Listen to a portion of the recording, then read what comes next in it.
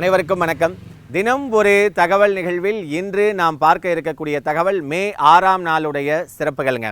இந்த மே 6ல் என்ன அப்படின்னு பார்த்தீங்கன்னா, இனிமை, எளிமை, உற்சாகம் என்ற வகையில் பள்ளி கல்வி முறை அமைய வேண்டும் என்று புதிய கல்வி முறையை அமைத்த மரியா மாண்டிச்சோரி அவர்களுடைய நினைவு தினம்.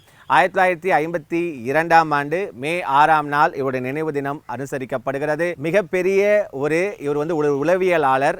இவர் பார்த்தீங்க அப்படின்னு பார்த்தீங்கன்னா, தன்னுடைய கல்வி முறை எப்படி அவர் வடிவமைக்கிறார் அப்படின்னா, குழந்தைகளுக்கு பிறந்ததிலிருந்து 3 வயது வரை, 3 வயதிலிருந்து 6, 6 முதல் 12 வயது, 12 முதல் 18 வயது வரை எப்படி கல்வி முறை அமைய வேண்டும் என்பதற்காக பல கட்ட ஆராய்ச்சிகளை முன்னெடுத்தவர் மரியா மாண்டிச்சோரி அவர்கள். இவர் பார்த்தீங்க அப்படின்னா, தன்னுடைய கல்வியில் எப்படி அவர் புதுமையை சொல்கிறாருன்னா, புத்தக மூட்டையை சுமப்பதற்கு பதிலாக பொம்மைகள், ஒளி எழுப்பக்கூடிய அந்த கருவிகள், வண்ணத்தாள்கள் இவற்றின் மூலமாக நாம் என்ன பண்ணணும் அப்படின்னா, இளம் குழந்தைகளுக்கு கல்வி கொடுக்க வேண்டும் என்ற ஒரு முறையை அவர் உருவாக்குறாருங்க. அந்த முறை தான் என்ன சொல்கிறாங்க அப்படின்னா, மரியா மாண்டிச்சோரி கல்வி முறை என்று அழைக்கப்படுகிறதுங்க. இன்றளவும் நாம் கிண்டர் கார்டனில் குழந்தைகளுக்கு அந்த பொம்மைகளை வைத்து விளையாடுவதும், பொம்மைகள் மூலமாக சொல்லிக் கொடுப்பதும், ஒளி அமைப்புகள் மூலமாக சொல்லிக் கொடுப்பதற்கான அந்த ஒரு முன்னோட்டமான கல்வி முறையை உருவாக்கியவர் தான் யார் அப்படின்னு சொல்லி பார்த்தீங்கன்னா, மரியா மாண்டிச்சோரி அவர்கள்.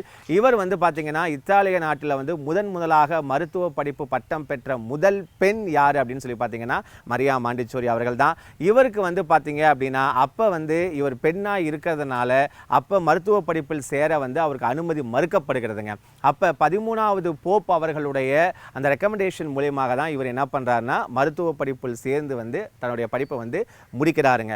இவர் அதோடைய முறைகள் பார்த்தீங்கன்னா, இவருடைய அந்த கல்வி முறையுடைய ஆராய்ச்சி, அந்த கல்வி முறையுடைய திட்டம் பார்த்தீங்கன்னா, குழந்தைகள் தானாகவே கல்வி கற்கக்கூடிய அந்த நிலைமைக்கு உருவாக்கக்கூடிய வகையில் அமைந்ததுங்க. அது மட்டும் இல்லை, மூளைக்கு நிறைய நேரம் வேலை கொடுத்தாலுமே பார்த்தீங்க அப்படின்னா, மாணவர்கள் களைப்படைய மாட்டார்களுங்க. அவர்களுக்கு தேவையானதை அவர்களே நிறைவேற்றி கொள்ளக்கூடிய அந்த ஒரு ஊக்கத்தை உருவாக்கக்கூடிய கல்வி முறையை அவர் உருவாக்கி கொடுத்தார் என்பதுதான் ஒரு நிதர்சனமான ஒரு உண்மை. அது மட்டுமல்ல, இவரை பார்த்தீங்கன்னா, நெதர்லாந்து, ஸ்பெயின், அதே மாதிரி அமெரிக்கா, பிரிட்டன் போன்ற பல நாடுகளுக்கும் இவரை வரவழைத்து அந்த கல்வி முறையை அங்கே இருக்கக்கூடிய ஆசிரியர்களுக்கு கற்றுக் கொடுக்கவும் வழிவகை செய்தார்களுங்க. அதே மாதிரி 1938ஆம் ஆண்டு இந்தியாவுக்கு கிட்டத்தட்ட ஒரு 8 ஆண்டுகள் இந்தியாவிலும் இலங்கையிலும் தங்கி இருந்து அங்கே இருக்கக்கூடிய ஆசிரியர்களுக்கு பயிற்சிகள் வழங்கினார்களுங்க. The absorption of mind, the discovery of child அப்படிங்கிற அந்த மிகச்சிறந்த ஒரு நூல் பார்த்தீங்க அப்படின்னா, இவருடைய அந்த ஆராய்ச்சிக்கான அந்த கல்வி முறைக்கான அந்த ஒரு நூலுங்க. இது மிகவும் ஒரு பிரபலமான ஒரு நூலுங்க. இவருடைய பள்ளி முறைகளில் பார்த்தீங்க அப்படின்னா, ஆசிரியர்கள் வழிகாட்டுபவர்கள் தான், வழி நடத்துபவர்கள் என்று அழைக்கப்பட்டார்களுங்க. அதாவது தவறான வழிகளுக்கு குழந்தைகளுக்கு செல்லும் போது அவர்களை திருத்துவதும், அவர்களுக்கு தேவையில்லாத செய்யும் போது அந்த பழக்க வழக்கங்களை திருத்துவதும் என்ற வகையில் தாங்க அப்போ ஆசிரியர்களுடைய அந்த பயன்பாட்டு இது அவருடைய கல்வி முறையில் இருந்தது என்பது தாங்க குறிப்பிடத்தக்கது. அதன் பிறகு தான் இந்த இதை நம்ம என்ன சொல்கிறோம்னா, கிண்டர் கார்டனில் மாண்டிச்சோரி பள்ளிகள் அப்படிங்கிறதெல்லாம் அப்போ நிறையா உருவாக்குனாங்க.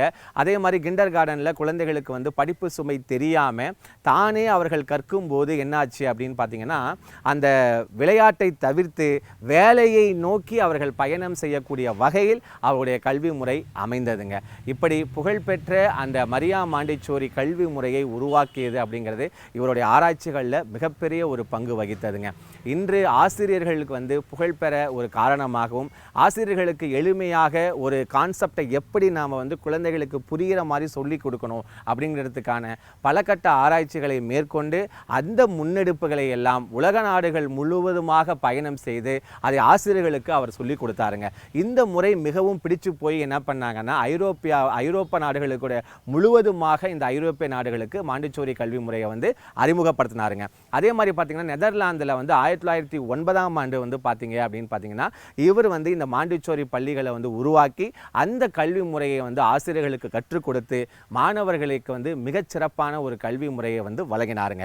அதனால தான் இன்றைக்கி நம்ம எல்கேஜி யூகேஜி ஸ்டூடெண்ட்ஸ்க்கு எல்லாமே பார்த்தீங்க அப்படின்னா, அந்த எந்த ஒரு கற்றல் கற்பித்தல் துணை கருவிகள் அப்படின்னு சொல்லுவாங்க. அந்த கற்றல் கற்பித்தல் துணை கருவிகள் மூலமாக மாணவர்களுக்கு கற்கும்போது அவர்களுக்கு அதை எளிதாக புரியும் வகையில் அது அமைகிறது. அது மட்டும் இல்லாமல் தான் எப்படி அதை அந்த கிராஸ்பிங் பவரை வந்து ஈஸியாக வந்து உருவாக்குதுங்க.